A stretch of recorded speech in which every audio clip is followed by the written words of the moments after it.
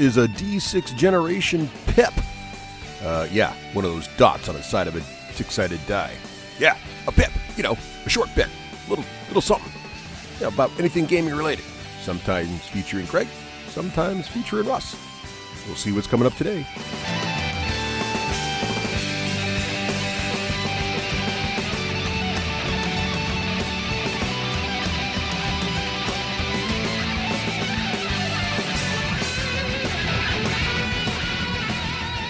So welcome back. It's been a while since we've done one of these original pips, right? And we thought, well, if we're going to do another one of these pips, we need to make it important. So we reached out to our friend Mike Tuñez at Firelock Games, and you'll remember him because he's that pirate guy who is actually a pirate, but also makes pirate games. And we heard you've got some stuff coming up, Mike. What's going on? How you doing? I'm doing well, Craig. Thanks for having me on. We do got quite a bit of things stirring up in these hectic times. Mike, I remember you as the guy who knows so much about pirates that you destroyed all the fun myths on the show. That's true. Yes. You had an entire episode where it was nothing but ARG? Pirate myth death. You may not say ARG, not while I'm on. See, that it's just all the fun just gets sucked out of the room. But there was a guy called Blackbeard. Right? Yeah. Well, that wasn't his name, but that's what people called him. Edward Teach. Okay, but that's still okay. That might not even be his name. Who knows? Oh, so we're gonna go with it. We're gonna call him Teach. We're gonna call him Teach. That's fine. Okay, but if you want to know pirates, the man you want to talk to is Mike, because this guy knows pirates. Yes. Yep. I know a little bit. I know a thing or two. But really, what I like to do, I just like to. I can't tell you how much joy I get from destroying people's misconceptions. Bet. All right, give us a new one. What's a common one? Now you have to remember back to the other episode, but you can bring one. What's a common one that everybody thinks, other than ARG, that is just flat wrong about pirates? If I could only remember, I don't want to repeat what I said last time. It's been a while, though, so it's okay. Yeah. I give guess us two. That way one's probably new. Two, okay. No, there you so, go. misconceptions. Let's see. So, okay. Let's go with some sort of, maybe that's too topical. I'll do another one. You want to bring up scurvy or some kind of disease? I don't understand. What's your concern about that? Well, okay, so I'll go with it then. Whatever. We can always edit it. Yeah, right? do it. Yeah. It's 2020, man. It doesn't get any worse than that. I just don't want to get excessively political, but it's fine. There's a common misconception that pirates were very racially inclusive because you have examples of African crew members aboard ships. But unfortunately, that's really generally not true. They were just opportunistic. So if they needed manpower and there was an able seaman, right, because there was plenty of free Africans, especially aboard Spanish ships like that and stuff like that, serving, and they just needed an extra hand aboard, they'll take him as a regular man as opposed to as a slave, as they would often do whenever they captured a slave ship or anything like that. They didn't necessarily emancipate them, almost never did, in fact, typically treated them as most people did in their day, back when everybody was far more racist. Interesting. All right, there you go. So I don't think you mentioned that one last time. So I probably didn't. No, that's actually one that came up recently as in our conversation. So I just figured it was kind of topical. That's a good one today. So excellent. All right. Well, Mike. Craig, continue. I didn't mean to interrupt you there. No, go ahead. Please. Did you get a pirate fact out before we got too far down the road here? Go ahead. I thought we were just bringing Mike on, talking about where Mike's been. And yeah, you still got your boat, right? I do have my little boat. We don't have video here, but you. I have a boat behind you right now. We are not. We are not interviewing you. Oh, darn it! We could just switch this up. This is all. We could just switch this up, Mike. Why don't you ask Russ some questions? No, I want to know about Mike's the other ship that Mike leads. Mm-hmm. Firelock Games. See what I did there? Yeah. Oh, look at that. That's called a segue. Wow. So Mike, what's been up with Firelock Games? What have you been doing lately? Because last time we talked to you, it was all about Blood Plunder. And since then, you guys launched an entirely new game while we were napping. We demoed it in 2017. Floating around. People are talking about it. It's hard to get because it's so hot. Tell us a little about it. Yeah, so that's the So yeah, you guys demoed it with those crappy 3D printed ships that I had that got destroyed. They were falling apart. They were completely. They were bad to begin with, and they were all destroyed. So it just looked literally like a pile of garbage. It was like the last 20 minutes of Gen Con, and now that we were actually pushing around little pieces of broken resin. I remember. That's pretty much what it was. And I was still intrigued. It was still awesome. Yeah. So Oak and Iron. Oak and Iron is our 1/600 scale naval battle game. So this game is focused entirely on the ships, right? So you got, instead of big old 28 millimeter giant ships full of crew, instead now, so in Blood and Plunder, you're commanding a single ship, maybe two, maybe three, or just a bunch of canoes or something like that on a crazy large game, right? But a canoe? Typically, several canoes. You probably don't want just one, but yeah, you can. We have in our Just organized game balance. our You got a organized- ship on the line, 100 guns, and a canoe. Well, You know? in our organized play kit that we released last year, new one's coming next year. But in our organized play kit, there is a scenario that's based off a historical battle where a bunch of buccaneers in canoes took on a small squadron of Spanish Navy and defeated them. I want to play So- that scenario now. Do you have I the do. models for the canoes? We do, of course. Yes, we have. Oh, well, of we have several. See, I've already not only- learned two things now today. And we're Not not only, 10 minutes in. not only do we have canoes, but we have two types of canoes. We have real big canoes and regular canoes. So the What's big a ones real can even big carry one canoe? cannon. I gotta know more about canoes. I mean, sure, age of sail, giant sails, 100 gunsmen, but I want to know more about these canoes. What's a real big canoe versus a regular canoe? What are we talking about here? So a real big canoe is known as a piragua or a periauger or something. Depends on, right. So it's basically It it's a depends if you're large. going to butcher it like us or not. Yeah. So it's a large. It's basically just a really big dugout canoe, typically, right? And they would carry two small sails or one sail, and they could carry. The biggest ones could carry in excess of 50 men. So Wow. they were actually pretty substantially sized. Now, of course, that's them packed in like sardines. Now, So- were these like outriggers like you'd see No. in like They're Polynesian not. Islands, or They could be. I mean, they could be, especially in the South Pacific. They had Yeah. similar types of vessels, but no, these were just typically like really, because back then there were still lots of gigantic trees that you can cut down and make these, and a lot of these trees are gone because people made boats out of them. made So- large canoes apparently. From Yes, so I'm sure that's a significant reason that there's not many. So there we trees go. back there. Global warming and deforestation, also a thing pirates did apparently. Yes, Yeah. very much so. Yeah, deforestation. They were big on that. So there's a whole faction. You just keep getting me on tangents. There's a whole faction we have called logwood cutters that are retired. This is the deforestation faction. they're semi-retired pirates. What they do is they illegally poach logwood, which is used to make dyes and stuff like that because of its Right. something in, I don't remember, something in the wood, some kind of sap or something, but it's like a bright red, or I think it's a bright red. I don't recall 100%, but it's so they would illegally poach these trees from the Spanish, and the Spanish would send guys out there to attack them and wipe their camps out. So then they get mad, they attack the Spanish back, start capturing their ships. So they're literally an entire group of log cutting / poaching pirates that were Nice. illegally Are there chopping out hand trees. weapons like axes? Because that seems appropriate. And that's So, a you know, whole funny- faction you have? It's an entire faction we have, yeah. They have they're based off Buccaneers more or less, but yeah, it's different. It's a different faction. It plays a little different.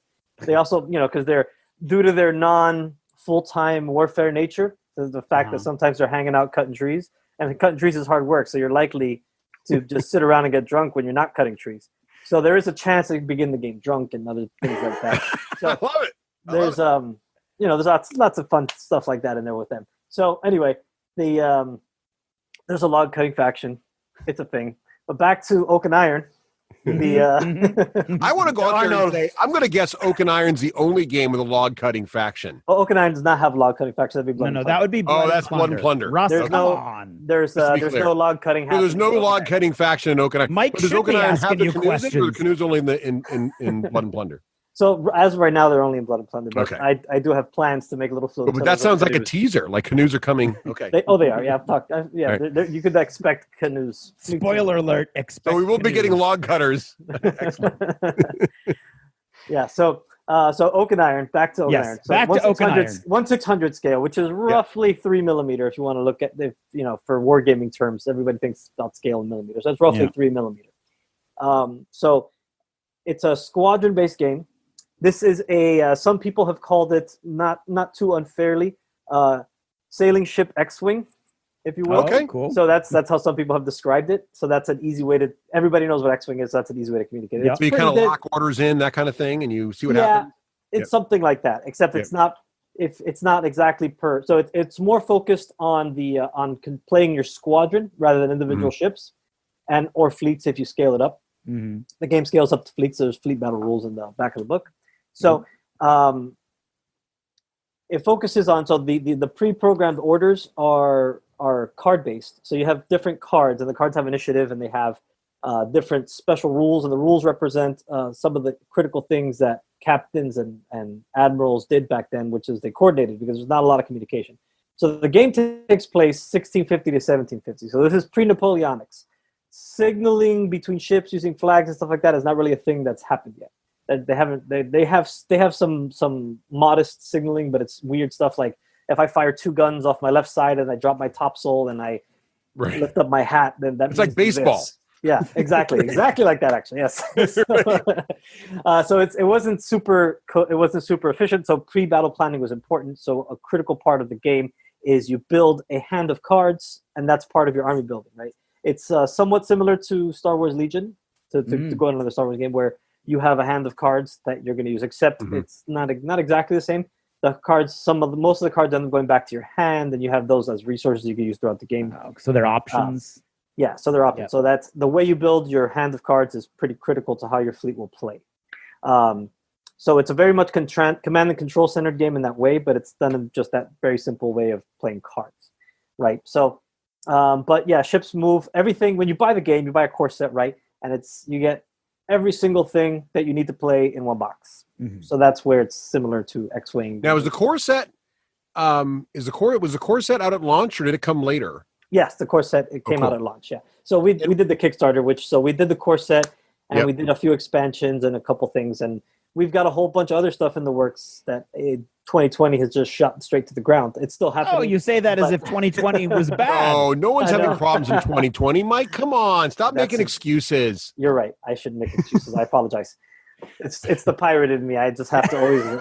One thing I noticed, and correct me if I'm wrong here, because I'm definitely very much a layman in Oak and Iron, although the more I look at it, I mean, first of all, the models are freaking gorgeous. You guys did a fantastic job on those. Thank you. And are they plastics or resin? They're plastic. So they look nice. They're made from a harder PVC, so it's not like the soft bendy stuff. Right. It's the more rigid type of hard PVC. It's close. It's like right in between that and a hard plastic. So it's more similar to let me think of another game that uses a similar material. Okay. Yes, one that I know you guys play is a Song of Ice and Fire. So it's more like that. It's kind of resin. Okay. I mean, nice. Plastic. Sorry, not resin. Is that kind of? It's either exactly the same or very similar to that. No, that's a great material, actually. It is. It works really well, especially for the thin fiddly bits like the mast and things like that are really easy to bend and break. So it's really durable. I mean, you could get a mast and completely bend it to the side; it'll go right back to its position.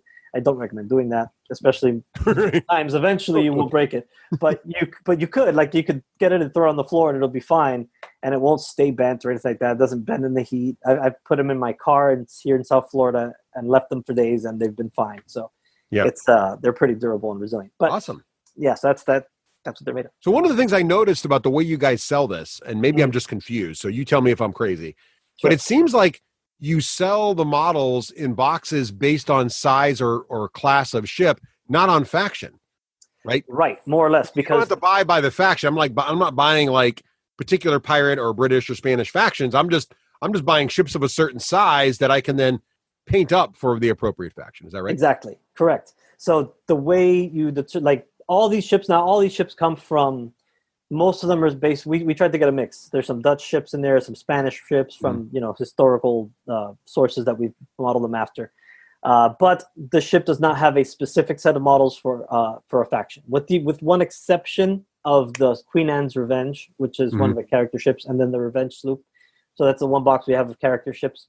Although they would work perfectly fine as 6 rates and sloops, respectively, just alternate sculpts, which is how we intend to do it. So in the future, we do plan on making faction-specific models, but that doesn't mean you have to use them in those factions, because what matters in the game is is the card for the ship, and that the ship itself is in the right class, right? So,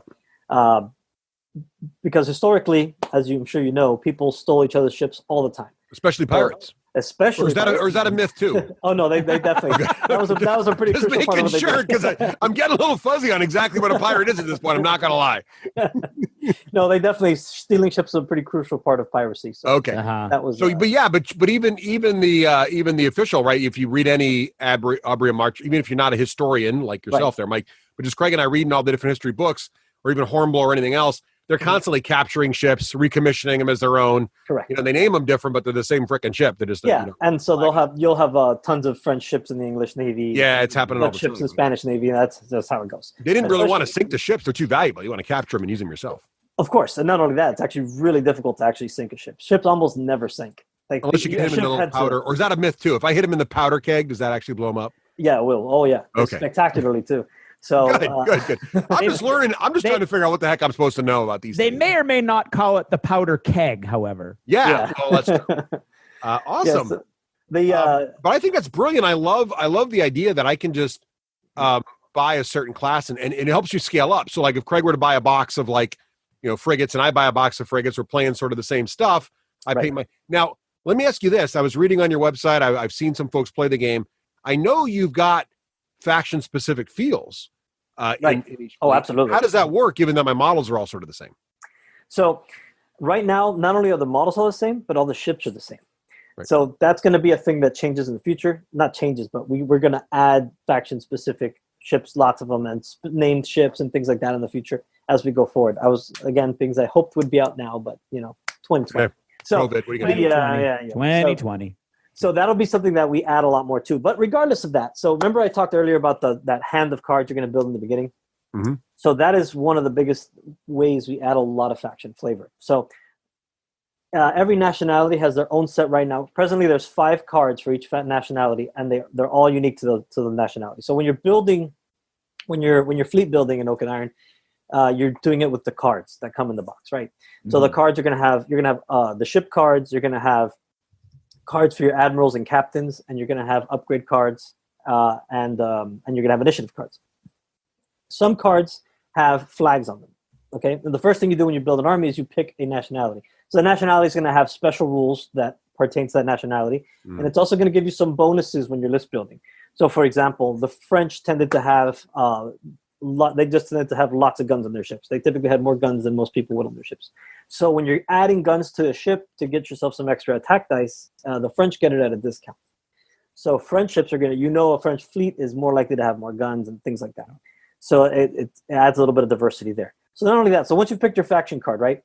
So now that faction card locks you into that faction symbol. So you have to use cards that either have no symbol, which means they're generic, or that have a French flag on them. Got it. Right? Oh, that's cool. So it's like a deck building component. You're building the right deck to match. Correct, and that's just how fleet building goes, more or less. So nice. as long as everything matches, as long as everything has no symbol or the symbol of your faction, you're good to go.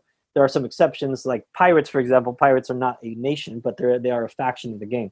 So pirates can choose to be pirates, but they can also take stuff from one other nationality to make, so they could be English pirates, or Spanish pirates, or French pirates, etc. So. Awesome. So to play this game, just to give a high level, because we want to definitely get the Blood and Plunder here too, but Sure.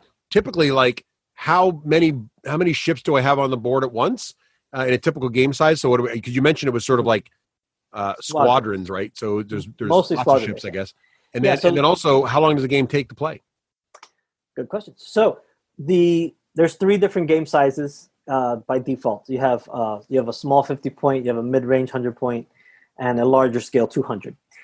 Those all have names. I of course forgot them all. I'll probably say them and say the wrong one, so I'm not going to bother trying. But basically, safe than small, sorry. Small, medium, and large. On the small end, you tend to have 3 to 4. On the middle end, you tend to have 4 to 6, and on the higher end, you tend to have about 6 to 8. So it just depends on your point level, but I would say your average is probably somewhere around 5. Nice. So you're going to have 5 ships on the table, typically, more or less. Smaller games a little bit less, bigger games a little bit more, but that varies again based on the size of the ships you take. If you take nothing but first-rate ships, even in a larger game, you're not going to have very many ships. So. Right. Got it. And how long does it take to play about? Oh yeah, so a game typically takes, I would just say on average, it typically takes about an hour and a half. Oh, really? So that's about the average. Perfect. So try to keep it under 2 hours. That's nice. It varies by scenario, obviously, but generally, once you know the rules, under 2 hours for sure, And I want to ask about that too. Craig and I talk about this all the time, that the scenarios that come in the starter box like can make or break games. Right. And I know you have some amazing scenarios in Blood and Plunder is one of the things that Craig and I really enjoyed about that game. But do you have a lot of scenario diversity in Oak and Iron? I think there's an innovative mechanic involved here, Russ. So there is that. So as you guys know, we've talked in the past. I was a big fan of Dust Warfare in the past, and I'm going to take credit for Star Wars Legion's idea to use their battle builder as cards. I actually originally had that in Blood and Plunder, but it never made the cut. Well, I think Fantasy Flight took that Dust and brought it back into. They did. But some Fantasy Flight spy. Yeah. You had a spy infiltrate your ship. There you go. Exactly. They definitely got the idea. They definitely stole the idea from me that I stole from them. But I'll back you up on that. But so the scenario building goes like this. It's actually not exactly the same as like Legion or Dust Warfare would have done it, but it's similar in what you're doing, because what it represents, right, is it represents the lead up to the engagement. So instead of, if you've read any kind of Age of Sail book or story or seen Master and Commander, you know that the actual battle typically is led up to by hours, days, weeks of pursuing the enemy, trying to jockey each other for position and advantage.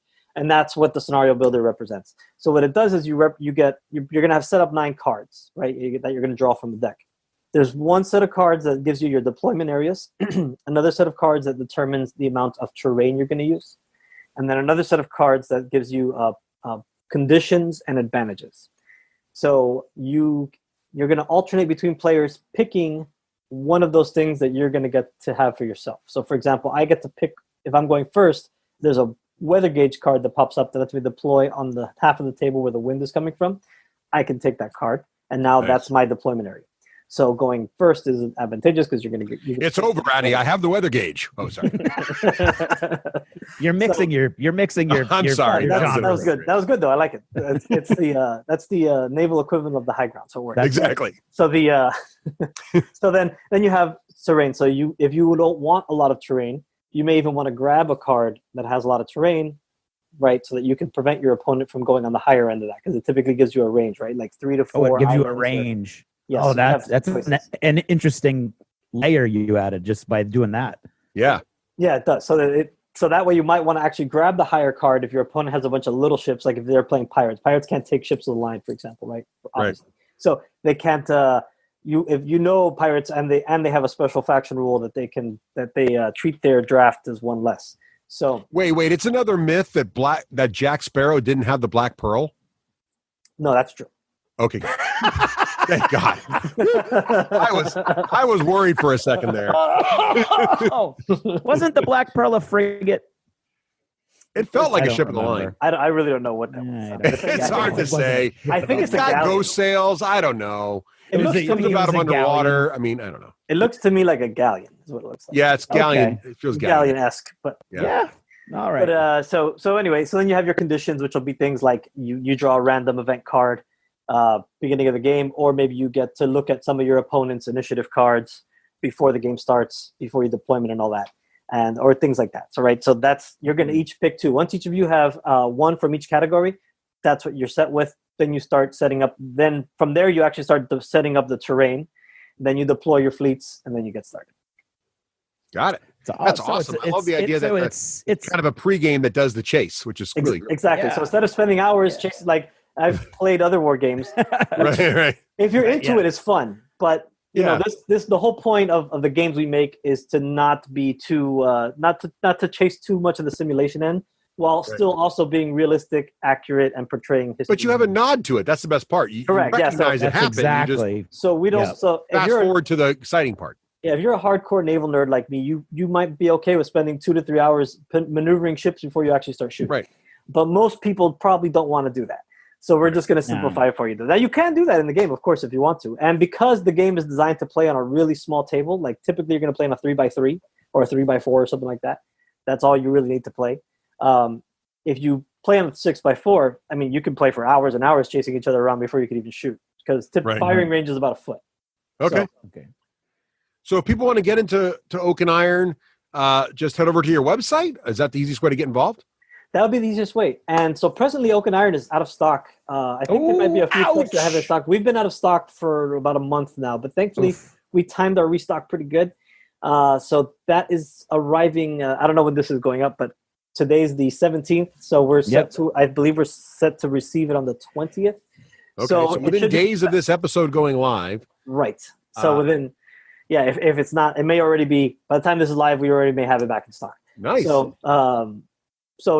so once it's back in stock, best place to go, of course, is your friendly local gaming store, especially in these times where things are difficult.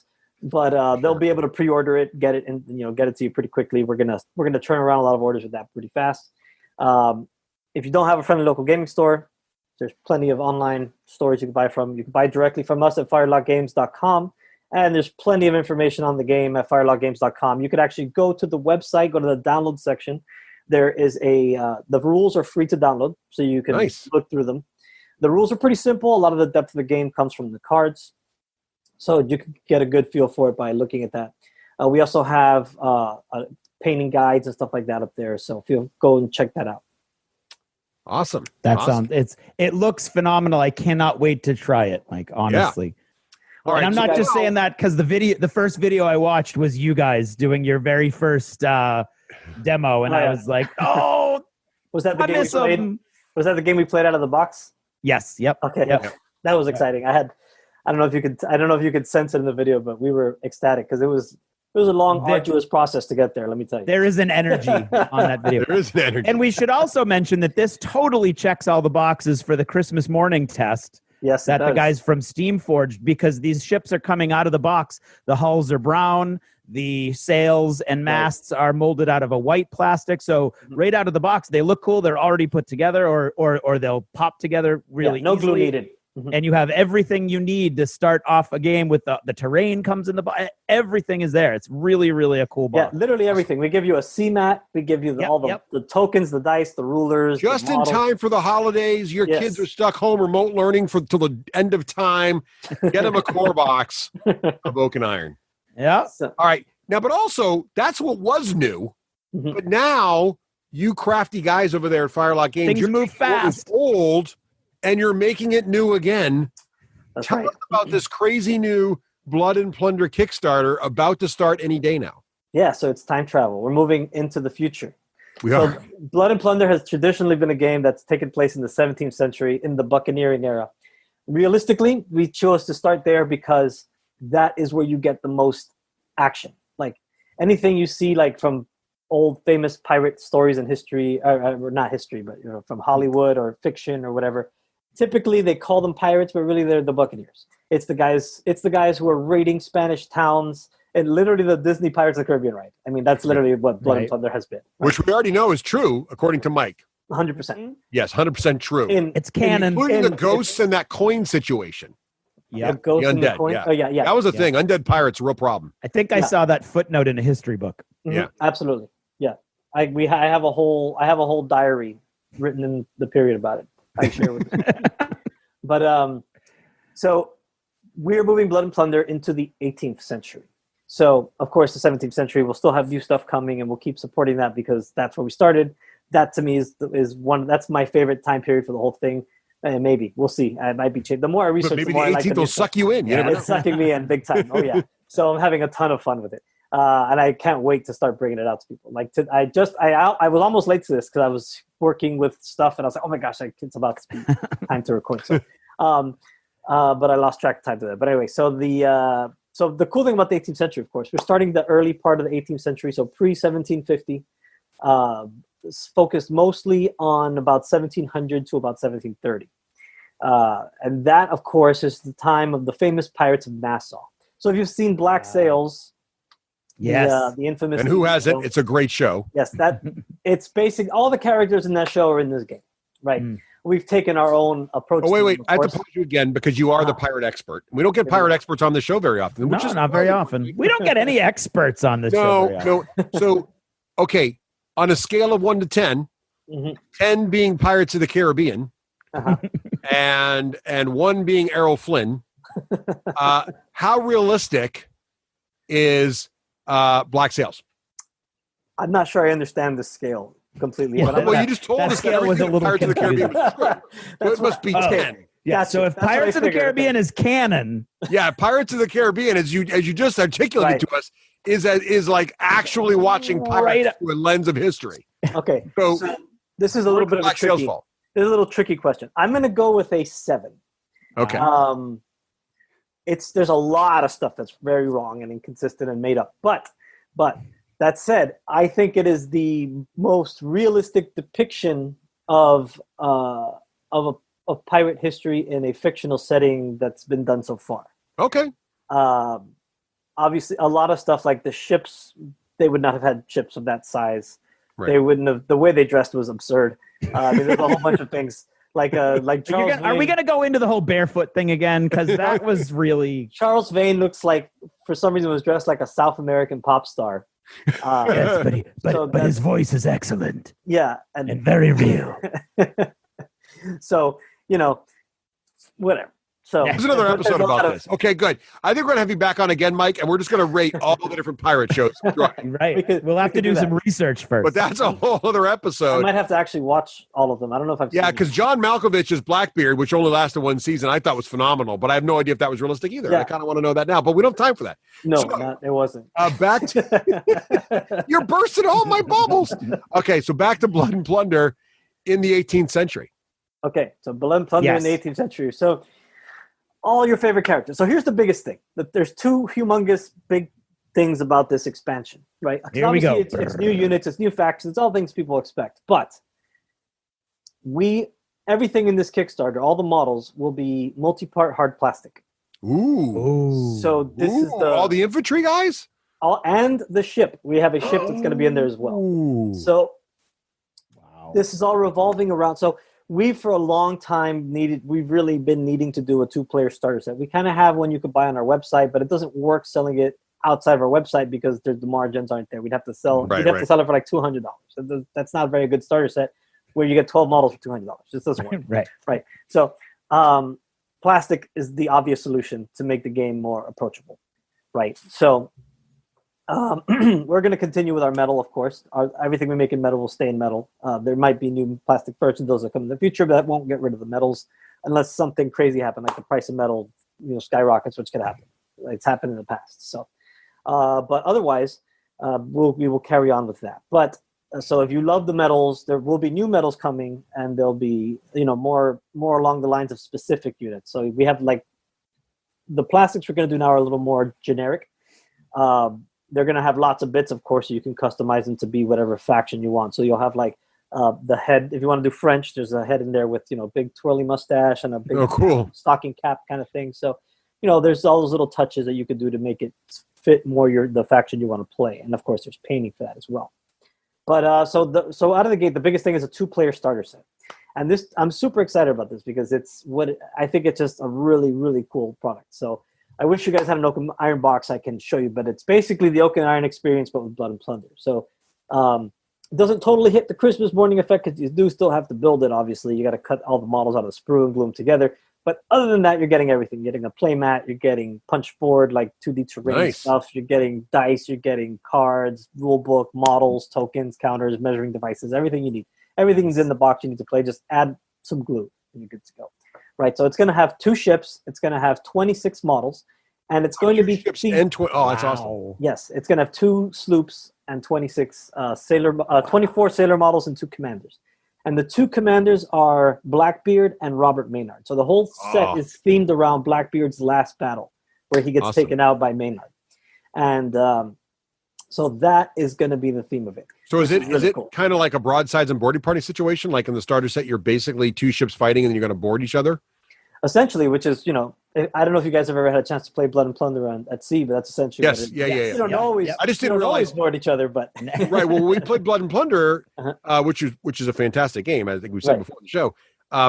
You can definitely do boarding actions and everything, but because the ships are so, not everybody has 2 ships running around. You usually have 1 ship going against a land or something. So it's awesome that the box comes with like we've done it all though. Well, we've done it all, yes. But it's just really exciting for the average person who may not have that's in a one starter, box. right? I could do ship on ship combat.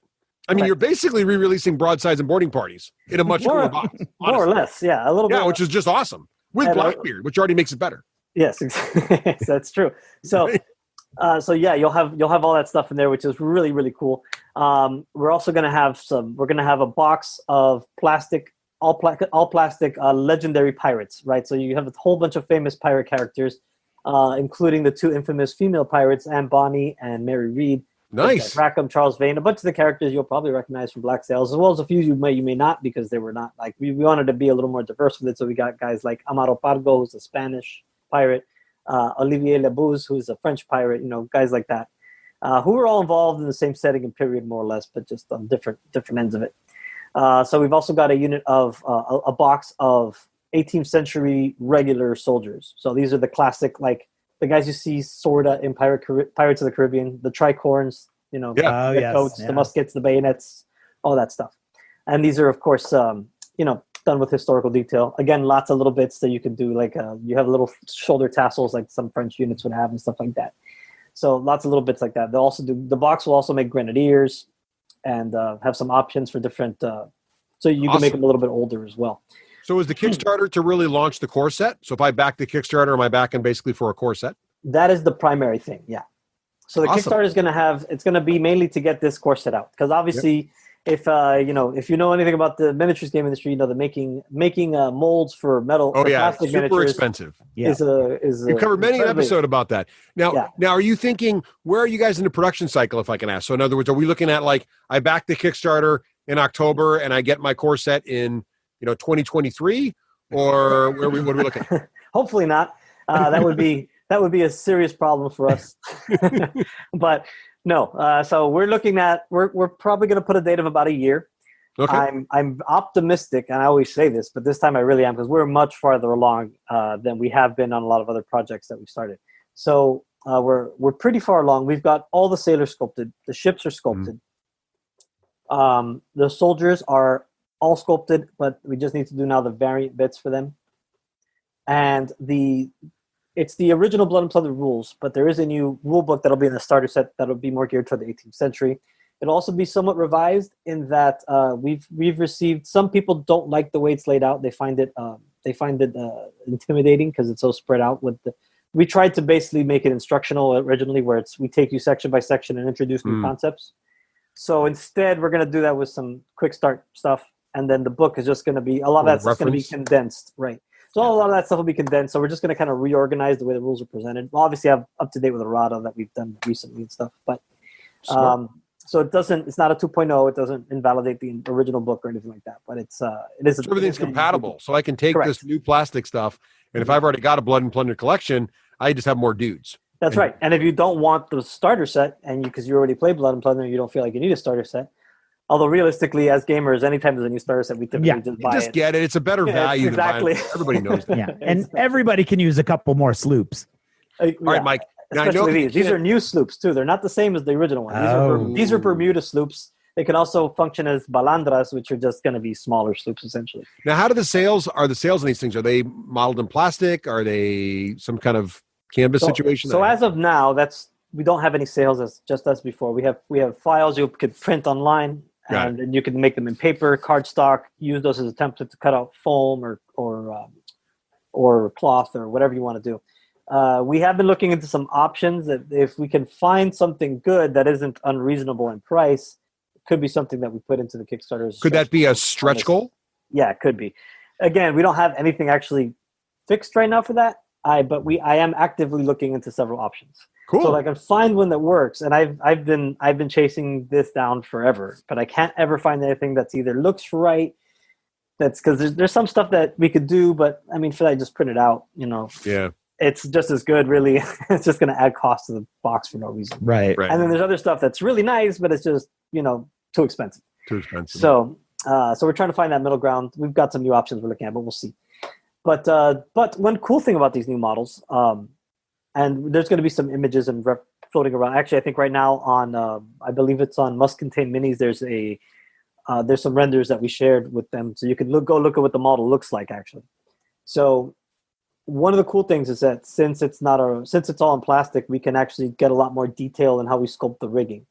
So there's going to be, you have the actual mast. We'll have all the little pieces and the different shapes like they should have. So it's a small difference, but that little subtlety just adds a lot to the look and the detail of the model. So this is going to be a cut above what we've done in resin for that reason, is that we have a lot more flexibility. I'm looking at the preview right now. That's a cool looking ship. Yeah. So let me ask you this. Can you tease any stretch goals you guys are thinking about right now? I can do that, yeah. I can tell you the first stretch goal that we have planned is a plastic militia box. Ooh. And the cool thing about that box is that it's going to have a lot of interchangeable bits with the sailor box that we're going to put out. So I want to talk about our plastics a little bit, actually, because the way I've literally, so a small company like us doing plastics is an ambitious endeavor, as I've discovered. Mm-hmm.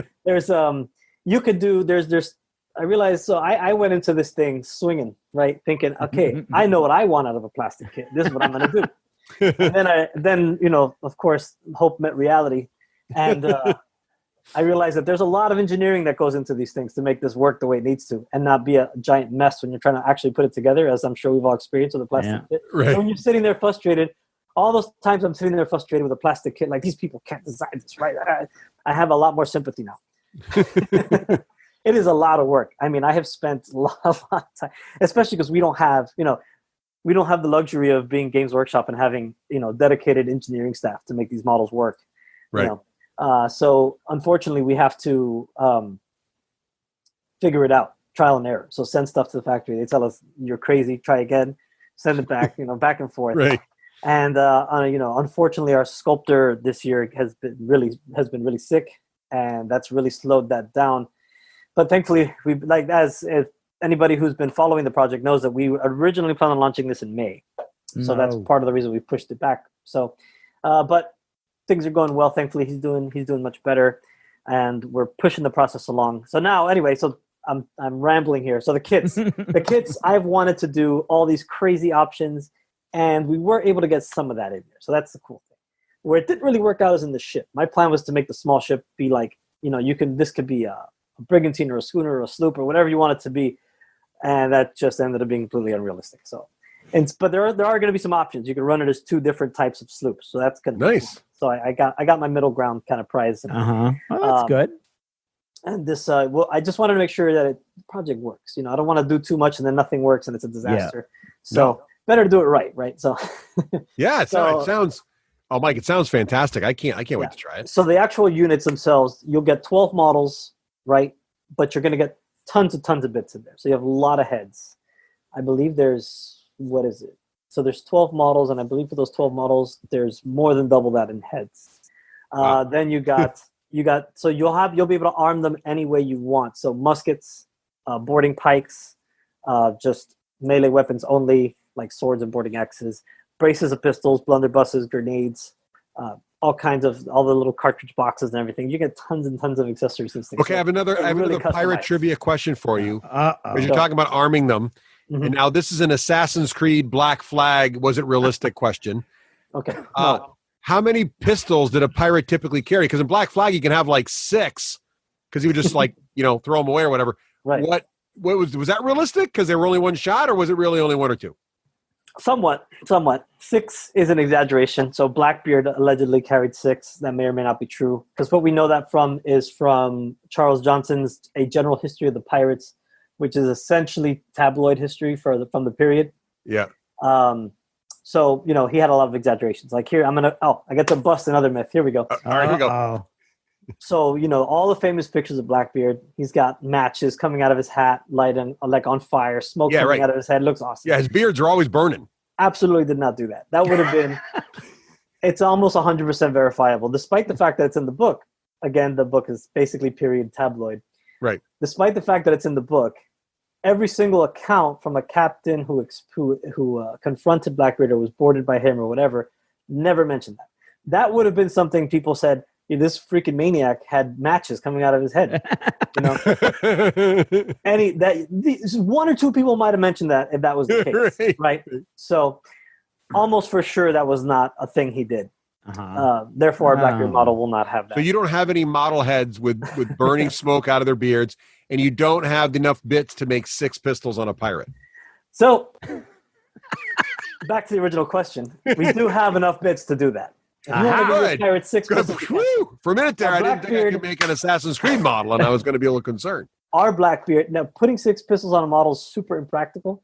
So our Blackbeard is mid-action, so I think he has 3. So we've assumed he's already thrown some out. Okay. So we're kind of halfway there. We nod to that because that was possible. You know, you would carry what we would call in the game a brace of pistols, which is you have multiple pistols. So you shoot a pistol, you throw it away, you get another pistol ready to go. Right. So that we did indeed have that. But yes, so they would carry multiple pistols, but typically it was like 2 or 3. You know. Got it. 6 would have been pretty difficult to move around. So you have enough bits for like a brace, probably 2, and maybe you could share a brace in the model and get 3 or 4 if you wanted to. So in a preview that I don't think we've put it up yet, but there's we're gonna over the next few. By the time this is out, it'll definitely be up. But we're gonna be showing the sailor unit in different forms every week. So the first week is English sea dogs armed with braces of pistols, right? So that's the theme of the way we've set that set up, right? Because this set will work with this set. I should say too, the sailor set that's in there will work as that. It'll also be able to function as a whole bunch of other types of units. So even if you're doing 17th century stuff, those models will function perfectly well for buccaneers or filibusters from the previous books if you just set them up with muskets and braces of pistols or a pistol sidearm, and you're good to go. That's because the rules say that all you got to do is be armed correctly, and they still look right, so it's fine. You can totally do it, especially toward the later end of the 17th century. Right. But I don't remember where I started with that, but that's where I'm finishing. So carry. No, and it's not like you got distracted by anyone, so I don't understand you. I don't understand. Yeah, I mean, you laser focus. Yeah. We were just talking about all the different options because it sounds like one of your stretch goals, the expansion there had so many different arming options. It sounds fantastic. So I can. Well, that's not even a stretch goal. That's just out of the box. I can make, swashbucklers, whatever I need to do. Right, that's not even a stretch goal. That's just how the box is. Oh, really? Cool. The stretch goal was the militia, right? Militia, right? The militia. So the militia can interchange with that, right? So you can do a little bit of a mix there. So it gives you some just to add more variety to the models, so you can change. So awesome. the way the models are going to be designed is that they're typically going to be the hands will detach at the wrist. So none of that funky open hands where you got to glue a weapon into open hands or anything like that. Oh, nice. The weapons are in the hands, but the wrists go into the sleeve, and that's where you glue. So there that gives you a ton of interchangeability. Nice. Is the militia, are those the shore guys like that look like redcoats or whatever? Is that the militia or they could be? Yeah, it just depends on how you put them together. But right. Yeah. It depends how you paint them, Craig, if their coats are red or not. That's true. Correct. I guess I didn't think that question through. But yes, they're like halfway between, the sailors and the soldiers basically. They're just right in the middle. Yeah. As far as fantastic. I can't wait. So when is the Kickstarter going live? When is this thing going to be there? October 6th is the date. Probably should have said that earlier. It's right around the corner. No, I think we might have, but we're just repeating it. So October 6th. October 6th. Repetition is the key of education. Days to prepare. October 6th. You'll have only days to prepare. Write this down. Go to Kickstarter.com. Get ready to look for. Yeah. Now, set a reminder on your phone. What's the name of the Kickstarter going to be? Of course, if you search for Firelock Games, it'll be there. But what's the name going to be called? What are you going to call it? Good question. I should have thought of saying that too. The Kickstarter is called Raise the Black. Blood and Plunder, Raise the Black. Raise the Black. Raise the Black. As our famous 18th century pirates that everybody loves are the centerpiece of this expansion. So, so you're going to have tons of cool characters. And I'm just having so much fun. I was just going over some of the stuff. So, the starter set's going to give you a battle between Blackbeard and Maynard, right? Mm-hmm. And there'll be some scenarios to teach you the game and lead you up to there. But it's going to feature Blackbeard and Maynard, right? And then there's also going to be a bunch of characters that from the legend of the story. The actuality is another thing, but we're nodding to the legend because a lot of the stuff was kind of corroborated in real reports. So maybe some of it's true. So for example, So the guy who takes Blackbeard out, right? The guy who finishes him off after his epic duel with Maynard, as described by Maynard, is a Scotsman who allegedly has a broadsword, right? And so the story goes that Maynard has shot Blackbeard like 1,000 times or something, and Blackbeard's still coming at him. So the Scotsman comes with his broadsword, hits him from behind, and basically goes halfway through his neck. And then Blackbeard turns around to him and says something like, "Good shot, lad." And then the guy says, "Yeah, I forgot the actual quote. My next one will be something witty." And then he just cut his head off. Ooh. So So that guy's in there. So he's in there as a special character that you can add to Maynard's unit. And if he's Greg, I think Mike just told us that Blackbeard was killed by William Wallace. That's what I heard. That's what I heard. So that's interesting. I did not know that. What's funny is that I actually didn't realize this until last week when we were doing our first photo shoot. And I realized that our sculptor and concept artist secretly work together. And our Robert Maynard seems like he's basically Mel Gibson. I was looking at this. See? I was like, this guy. Make that up. This is actually a thing. This guy looks familiar. I was like, this character looks like somebody I've seen. And then our photographer goes like, yeah, that's Mel Gibson. So I'm like, oh my gosh, you're right. So there you have it. That's awesome. That was pretty funny. So I think I think it's funny too. I think he got it from because I think we were talking about the movie The Patriot when we were talking about it. When we were talking about setting up the with the concept artist, setting up how the model was going to look. Is he wearing a kilt? That's really the question. He is not wearing a kilt. Now he's not the actual. But it's nothing the little green stuff couldn't fix. Oh, definitely not. No, we can fix that right up. Yeah, you get that. It's no plastics. Problem. You're all good. Yeah, exactly. Awesome, Mike. Well, this sounds fantastic. Craig, have any other questions for Mike here before we let him go? Because he's got a lot of work to do. It sounds like he's got a Kickstarter to get launched. Well, let's see. My dreams are in shattered bits at my feet as far as the Pirates lore goes. But other than that, I'm super excited. I can't wait to get my hands on Oak and Iron, and I can't wait to see where this Kickstarter goes because, as you know, we're already big fans of the game, and we know the pirates from the TV shows and the movies. So that's where our brains are going. So that's awesome. I'm so glad to have shattered all your hopes and dreams. I'm glad you're still excited for the Kickstarter. But you've replaced them, Mike. You've replaced them with reality, with Braveheart killing Blackbeard in the box set. Yeah. There you go. So I'm excited to back this thing because basically Mike just told me they're re-releasing broadsides and boarding parties. Apologies to but Mike, thank you for so much for being on the show. So if folks want to learn about the Kickstarter, what's the name of your website? Where should they go? And as you mentioned, it's Raise the Black, which I believe last time you shattered our dreams. And the reason it's Raise the Black, I think you told us that the Jolly Roger was mostly just a black flag, not skull and crossbones. Is that true? So no, partially. So everything's partially, Russ. Have you not seen the pattern? So a black flag would have been one of the options, but typically it was a black flag with a skull or a skull and bones or a skeleton. What I dashed your dreams on was a lot of the famous flags like Jack Rackham's, the crossed swords, and Blackbeard's devil with the spear. Yeah. That's pretty much all made up. So you can trace those back to, I think it's like the 1930s or something. So it's not, as far back as they go. All right. So if I want a game with black flags that do not have devils on them, what website should I go to? So you should go to firelockgames.com. And when you go to the page, you're going to see a scroller. If you click, there's a link right there for Raise the Black, and it'll take you right to the landing page and kind of break down all the information you need to know about the Kickstarter so far. We're going to be updating that continuously as we go. We're also going to have, pretty soon we're going to start doing some media stuff to promote this on our website and on our Facebook page. So, and YouTube as well. So we're going to do as soon as it's all together. So right now I'm printing sloops. I'm getting them painted, getting ready to go. So we're going to do the battle, Robert Maynard versus Blackbeard. We're going to do a live stream of that at some point. Oh, nice. Assuming I can find somebody to come and play with me and risk getting infected with one of us getting infected with COVID. Otherwise, we play outside, Mike. You should try that. You're in. We do Florida. Al fresco. We have a whole outdoor dining. It's totally we have a whole safe. gaming annex. It's great.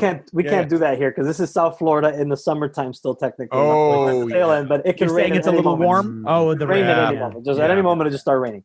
So and then for like 5 minutes and then it'll be sunny again. But then all your stuff's wet. Exactly. So it's a mess. Right. But anyway, yeah. But we have done some outdoor gaming actually. It was not great for filming. Yeah. We're also gonna that's true too. There'll also be some AMAs and stuff. So if people have questions, as we release stuff, if you want to know more.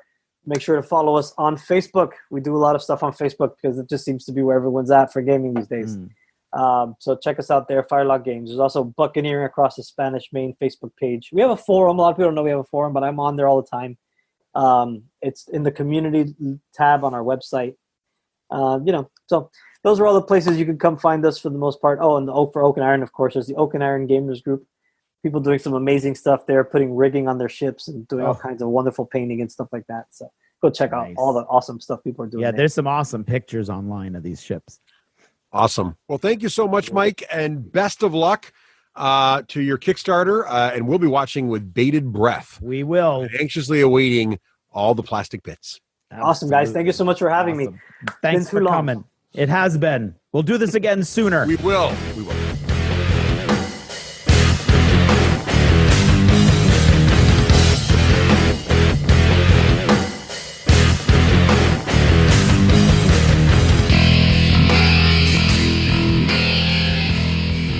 Achievement unlocked.